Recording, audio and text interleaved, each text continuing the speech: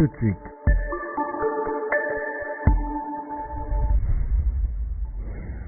Le journal.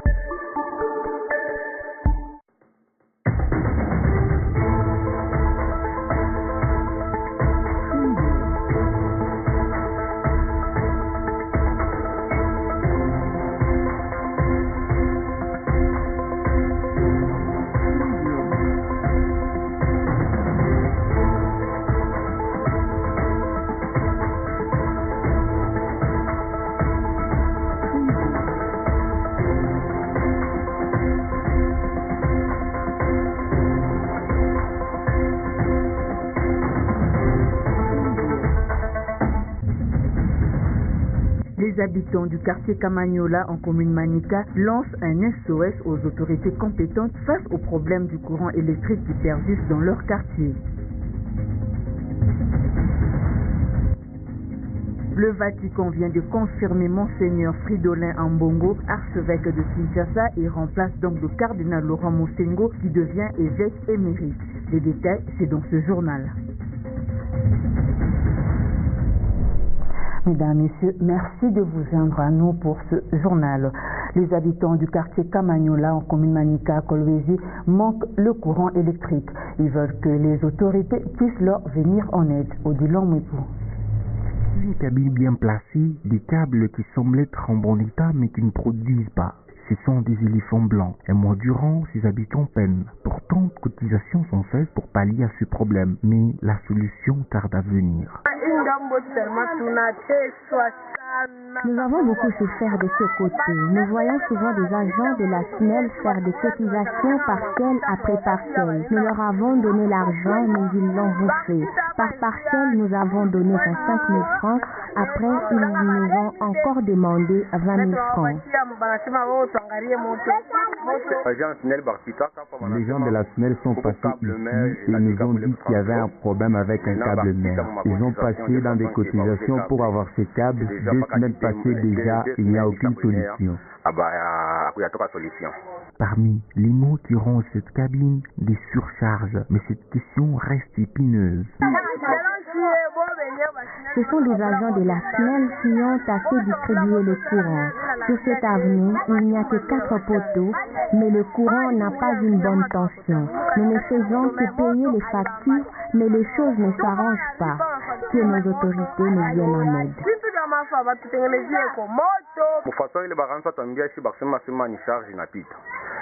Ils parlaient de la surcharge en même temps. Ils sont les premiers à relier d'autres personnes sur cette cabine. Que les autorités nous viennent en aide. Et on contacte le responsable de la Société nationale d'électricité. Nos efforts se sont avérés vains. Un accident de circulation s'est produit au niveau du rond-point Mwangezi le mercredi 31 octobre à 19h45. Un motocycliste dans un état d'ivresse a fini sa course dans le séparateur de ce rond-point. La moto endommagée et sa cliente d'une soixantaine révolue a eu des chocs à la tête et au bas-ventre. Elle a été vite acheminée à un centre de santé le plus proche pour des soins médicaux. Le motard a quant à lui pris fuite après les menaces des passagers. Depuis février, un accord avait été signé entre une entreprise œuvrant dans le secteur Luilou et les membres du dit secteur. Objectif, harmoniser les différents plans de chacune des parties. C'était lors de l'évaluation dans cet atelier tenu au Centre de lecture et d'animation culturelle CLAC en commune d'Ilala. Nikatenga. Le secteur Luilou fait partie de la ceinture de la ville de Kolwezi. Ainsi, les entreprises œuvrant dans ce secteur devraient avoir un cahier de charges avec les communautés locales, plan de développement durable ayant un impact environnemental et le plan de développement local de nos communautés. Ce plan, selon leurs priorités, devrait être parallèle. Cet atelier avait sa raison d'être. Non, ce sont juste les préparatifs pour le monitoring qui doit être fait par rapport aux actions qui ont été retenues dans les accords communautaires de développement. Il était question pour nous de faire le monitoring de tous les engagements que l'entreprise avait pris vis-à-vis de la communauté locale de l'huile et la communauté locale de l'huile aussi, les engagements qu'elle avait pris vis-à-vis de l'entreprise. C'est une affaire de toutes les parties prenantes. Ici, il n'y a pas à dire qu'il y a un acteur, il y a les acteurs et spectateurs. Tout le monde agit. Dans l'accord, il y a les engagements de la société et les engagements de la communauté. Et chacun doit, et même les engagements de la province. Une descente sur terrain est prévue pour palper du doigt la réalité de cet accord. À quelques semaines de la campagne électorale en RDC, l'espace politique devrait être disponible pour tous les acteurs. L'article 26 de la Constitution est compris de manière différente par les hommes politiques. Cet article qui parle d'informer l'autorité locale avant toute manifestation est des fois mal compris. Maître Élie Soissois interprète cette disposition de la loi fondamentale de la RDC au micro de Prince Timothée Odia. Les gens peuvent s'organiser justement pour manifester dans le sens de faire entendre leur voix, dans le sens de réclamer leurs droits, dans le sens d'user de leur liberté pour que l'autorité compétente, administrativement parlant, puisse les écouter et pourvoir à leurs besoins. Il arrive justement que bien que les autorités n'ont pas compétence à autoriser, mais elles interdisent.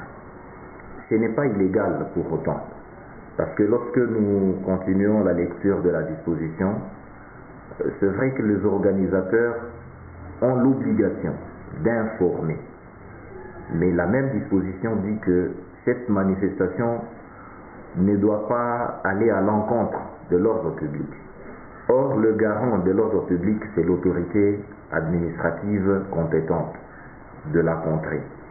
Lorsque, en l'informant, elle se rend compte que la manifestation peut porter atteinte à l'ordre public, peut aller dans le sens de l'irrespect de la loi, celle-ci, qui est justement la garante de l'autorité ou de l'ordre public dans sa contrée, a l'obligation et même le pouvoir d'interdire, bien qu'elle n'a pas le pouvoir d'autoriser, pour l'intérêt général de la contrée, pour l'intérêt général de la ville, de la province, de la République, on peut interdire certaines manifestations.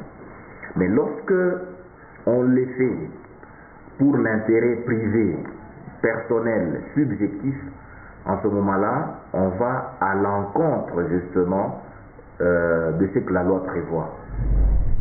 L'Assemblée générale des Nations unies a adopté le 2 novembre la journée internationale de la fin de l'impunité pour les crimes commis contre des journalistes. La volonté de l'ONU est claire à ce sujet, promouvoir un environnement qui permette aux journalistes d'effectuer leur travail en toute indépendance et sans ingérence de la part des autorités. Une date qui ne passe pas inaperçue à la Corporation journalistique de Kolwezi. Suivez. On compte des bouts de doigts des crimes commis contre des professionnels des médias qui ont abouti à une condamnation de leurs auteurs, mais la loi reste impersonnelle. Non, les autorités ne sont pas en dehors de la société. Dans une société, il y a ce qu'on appelle le droit. Le droit régit les rapports de tous les citoyens, de tous les membres de la même société. Une faute reste une faute, quel que soit son auteur. Peut-être que dans l'application de la mesure qui doit être prise contre l'auteur de la faute, il y a peut-être des procédures à suivre. En ce qui concerne par exemple les députés, vous savez que les députés sont couverts par ce qu'on appelle l'immunité parlementaire.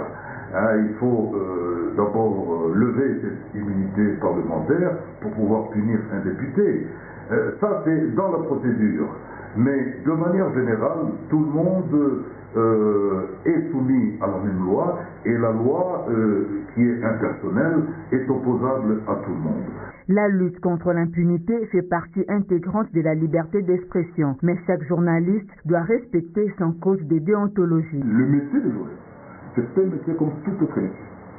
On sait que chaque métier a ses conséquences, mais à nous, journalistes, de faire un effort pour que par rapport au rôle qui est le nôtre, celui de collecter, de traiter, de diffuser des informations, c'est une question de faire selon la règle de l'art. Si au départ, vous-même vous êtes en face d'un événement et que vous estimez que cet événement, une fois rendu, ça risque de me créer des problèmes, moi d'avoir un regard, ou peut-être un peu plus tard, ça risque de créer des problèmes même à votre chaîne, qui est civilement responsable, qui veut avoir des problèmes qui veut avoir des démêlés avec la justice, alors il faut vous dire, vous pouvez vous poser mille questions avant de rendre cette information. Cette date a été choisie en commémoration de l'assassinat de 2 journalistes français de la RFI au Mali le 2 novembre 2013. Monseigneur Fridolin Ambongo vient d'être confirmé archevêque de Kinshasa. Il succède au cardinal Laurent Mosengo, qui reste tout de même le cardinal de la RDC, mais qui devient évêque émérite et qui devra rejoindre ses amis de la curie romaine. Découvrez la personne de Monseigneur Fridolin Ambongo avec Élise Assoumani. Fridolin Ambongo Besungu est né le 24 janvier 1960 à Boto, dans le diocèse de Malébé, dans le nord de la province du Nord Ubangi, en République démocratique du Congo. Après avoir suivi des cours de philosophie au séminaire de Bouamanda à Kinshasa et de théologie à l'Institut Saint-Eugène de Mazenod, il prononce ses premiers vœux en 1981 et ses vœux perpétuels en 1987. Il est prêtre depuis le 14 août 1988 et est diplômé en théologie morale de l'Académie alphonsienne à Rome. Il a également enseigné la théologie morale à l'Université de Kinshasa. Avant d'être nommé évêque en 2005, Fridolin Ambongo Besungu a occupé le poste de supérieur majeur des frères mineurs capucins de la République démocratique du Congo et présidé l'Assemblée des supérieurs majeurs en RDC ainsi que la circonscription des frères mineurs capucins en Afrique. Il est nommé évêque de Bokungu, Ikela, dans la province de l'Équateur le 6 mars 2005 et est en même temps le président de la commission épiscopale Justice et Paix et administrateur apostolique de Mbandaka Bikoro. Il est nommé archevêque de Mbandaka Bikoro le 12 novembre 2016. Depuis juin de la même année, il est vice-président de la conférence épiscopale nationale du Congo. En sport, le tournoi Sissi Kwasisi a poursuivi son bonhomme de chemin ce jeudi 1er novembre au stade de la cité Jekamine Moussonoy en commune de Dilala. 2 matchs étaient au menu. À 14h, la cité Jekamine Wilou a battu la cité Kapata sur la note de 3-0 et à 16h, la cité Jekamine Kolwezi a eu raison de la cité Jekamine Moussonoy sur un score de 2-1. J.R. Sakissa. Deuxième sortie, deuxième victoire de jeunes de la cité Jekamine Luilu qui avait besoin de ces résultats pour se qualifier en demi-finale. Lundangandu ouvre les scores à la 23e minute, Omba Aluna marque le deuxième but à la 58e minute, avant que Kime Kiluba marque le but du break à la 62e minute. Le premier objectif du club est atteint. On avait pris notre stratégie. Premier match, on avait gagné par 4-3 contre Jekamine. On a pris une stratégie pour gagner le deuxième match, qu'on soit le premier dans notre groupe. Mes poulains, ils ont respecté les consignes que j'avais données, on a gagné. C'était mieux. On a vu qu'en premier mi-temps, ils nous ont un peu acculés, mais l'équipe s'est bien retrouvée jusqu'à ce qu'on a pu marquer le premier but.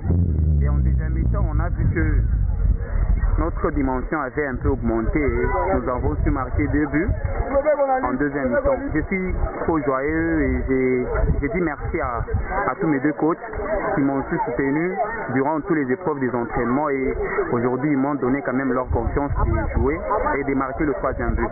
Trésor Mbayo, coach de FC Kapata, accepte sportivement la défaite.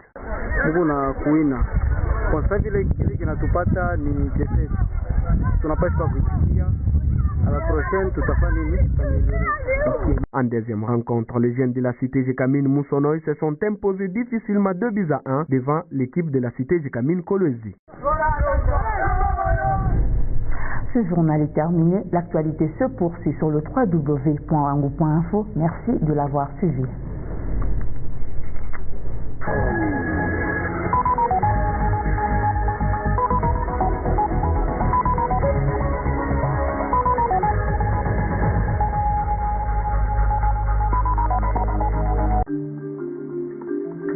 quoi?